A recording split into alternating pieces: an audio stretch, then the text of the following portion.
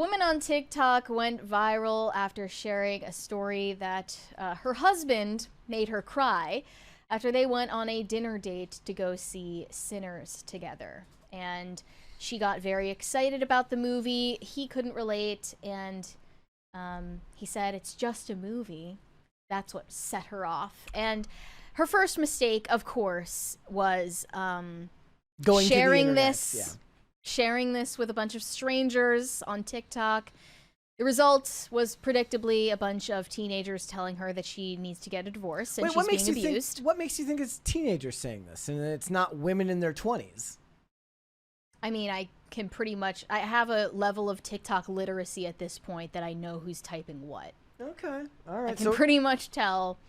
And she needs to now defend her husband against an army of angry people who don't know him and have never interacted with him in their lives. Which is why you're not supposed to share these types of disagreements with people, because they don't have any of the actual interaction between the two of you as a baseline. So it's also why you're not supposed to talk about difficult issues with people that you don't actually know on the internet, because again, when you have a disagreement with someone in the real world, there's all sorts of shared experience that connects you, that allows you to get through it, whereas in the digital world, none of that is there. She just looks miserable. Here we go. My husband decided to be spontaneous and take me to the movies last night. And when we went to dinner afterwards, I was talking about how much I really loved the movie. It was so good. I was so excited to talk about it. And he looks at me dead in my face and says, "It was just a movie." And I immediately stopped talking. So the more I sat there and thought about it, I start crying. It gets really uncomfortable.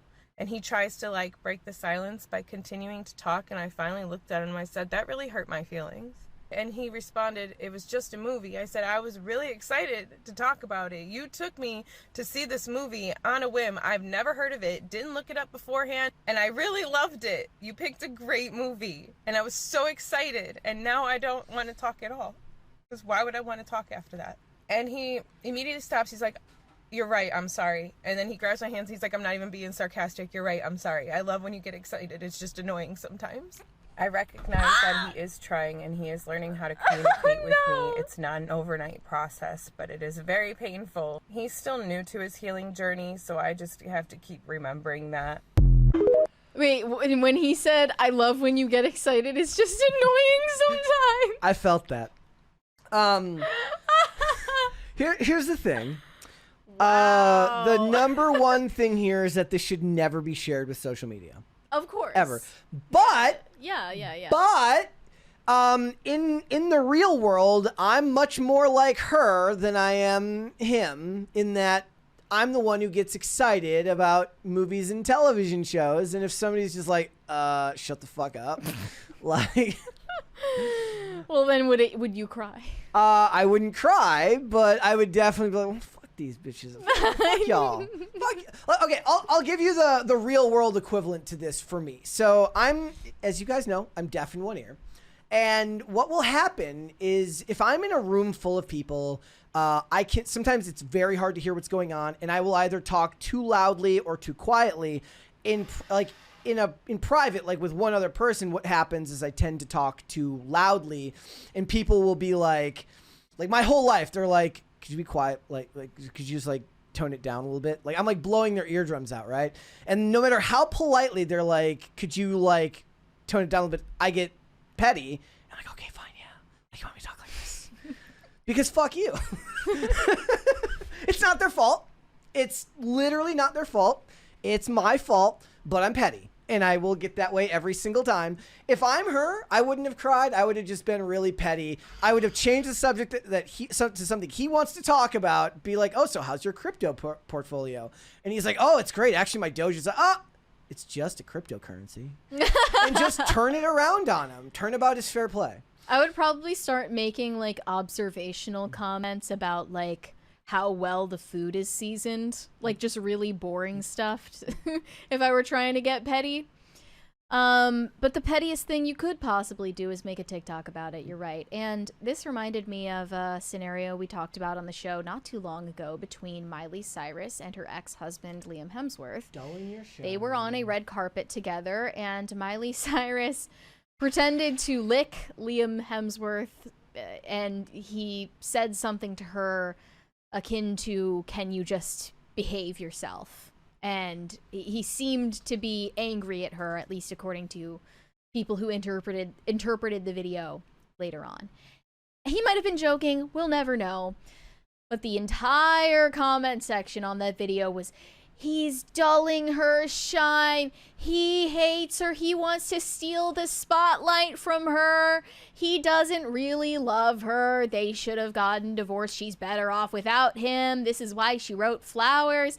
And the comment section under this TikTok from this random, ordinary woman sounded exactly the same way, with countless people saying, your husband doesn't really love you. He hates you, actually, and you should get a divorce immediately, or else you're going to be abused for the rest of your life.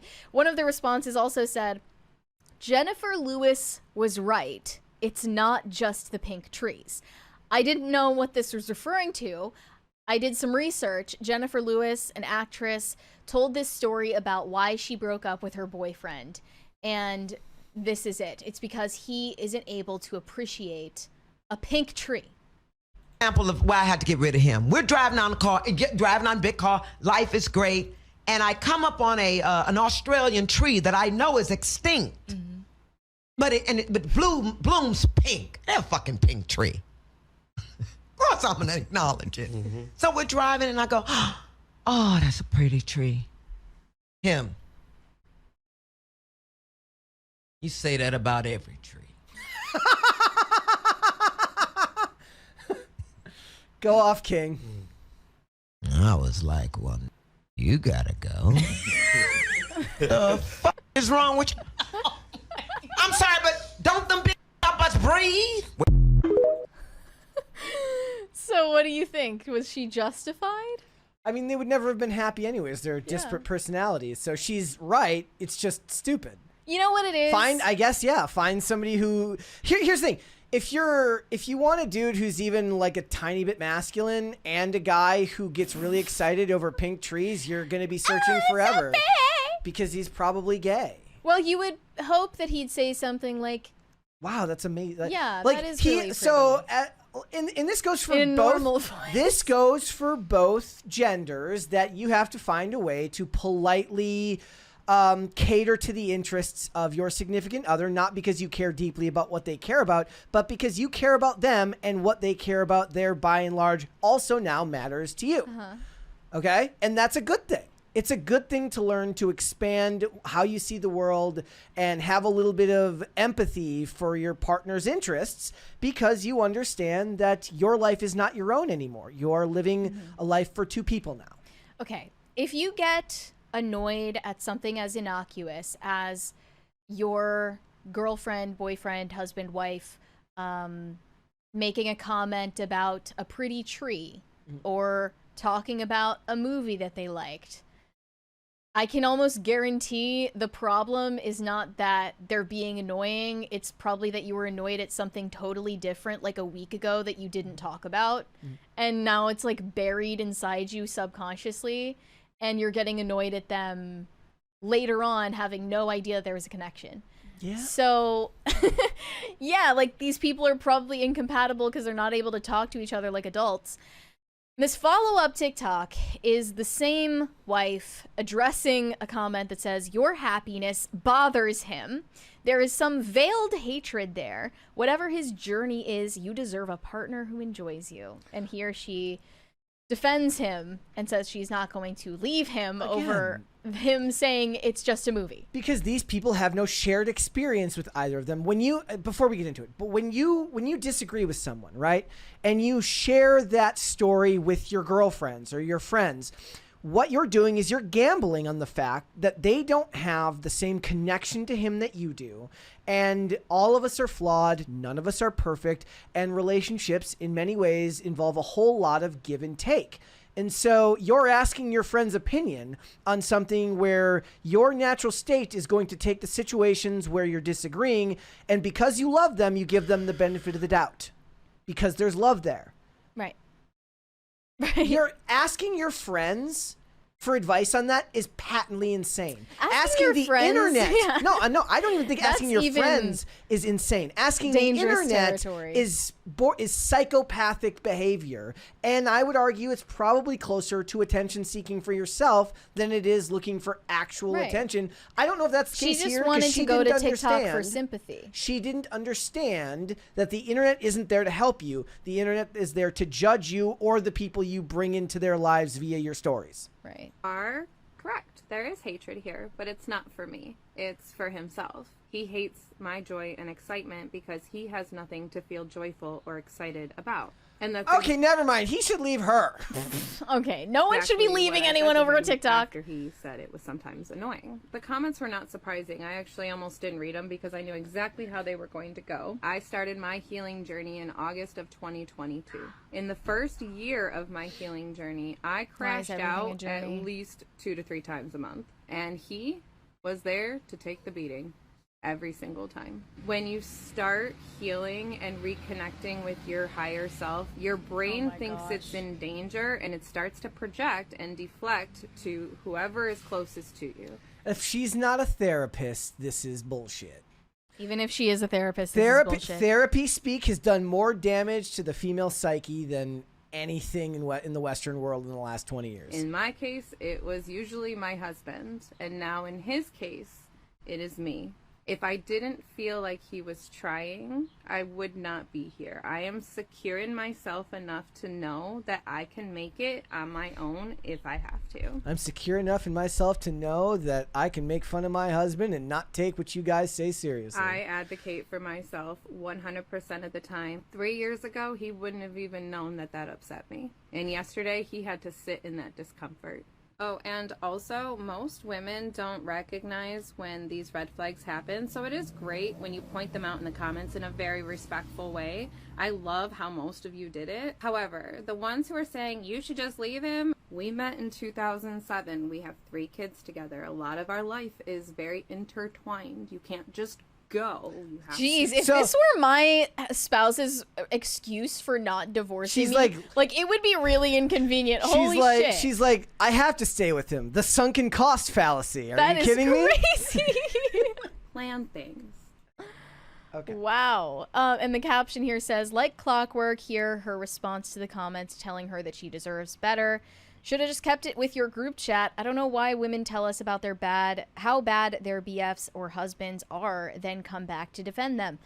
I agree. I don't know why they do it either. Keep that I think shit that she off went the to internet. TikTok in the first place so that she could get people to feel bad for her and didn't anticipate all of the hatred that they were going to send to her husband. She should have known better, but she probably thought that people were going to be like, oh, I feel for you. I'm so sorry. Like, something similar happened to me, blah, blah, blah. That she didn't anticipate the entire comment section to be talking shit about her husband and the father of her children. But that's what it turned into, naturally, as the internet often does. And yeah, it shouldn't have even been kept in a group chat. It shouldn't be in a friend group for discussion. You have to worry enough these days about, you know, maybe your spouse has a toxic friend group who is going to encourage them to, you know, go back on the commitment they made, let alone the influence of thousands, if not millions of people online who only want to see destruction. Yeah, and it's a spectator sport for all of them. Yeah. And sharing those stories are crazy work. And look, the amount of therapy speak that I just heard was so insane. My healing journey this, His my healing journey that. Yeah. It's just too much. You know, if you want to punish him, you're probably already doing that by talking in therapy language 24/7. So he's probably already. The fact that he said it's just kind of annoying is. I love when you get excited. It's just annoying sometimes. You know what? Like, props for being honest, I guess. Yeah. He was probably pissed at her for her behavior. But look, I don't. It's been drawn out over the last 3 years. He did go about it the wrong way by saying it's just a movie. Like that was wild. Like, I get like what would the equivalent be for him? Like they go. So was there any type of like? Imagine if like they went to indication- the Grand Canyon and they're driving home and she's like, "Wow, that was just so beautiful. Like I can't believe it." And he's like, "It's just a rock formation." Thanks for watching. Listen to full episodes of Pop Culture Crisis on Spotify. Keep up with us on social media and make sure you subscribe and ring that bell so you never miss the show. Bye, guys.